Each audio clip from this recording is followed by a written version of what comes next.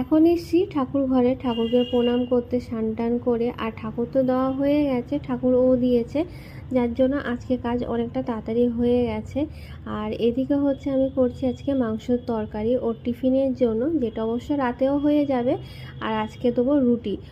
রুটি তো প্রত্যেক দিনই দেওয়া হয়, অবশ্য রুটিটা ওদিকে মা করছে নিচে, আর আমি হচ্ছে মাংসটা করছি। রুটি তো করতে পারি না আমি, তো যে কারণে হচ্ছে রুটির দায়িত্ব সম্পূর্ণ মায়ের। মাংসের তরকারি তো এদিকে আমার হয়ে গেছে। আর আগে হচ্ছে ওর টিফিনের জন্য টিফিন বক্সে আগে তুলে নেবো, কারণ হচ্ছে ঠান্ডা হতেও তো সময় লাগবে, আর গরম গরম ঢাকা দিলে না তরকারি নষ্ট হয়ে যাবার বেশি ভয় থাকে।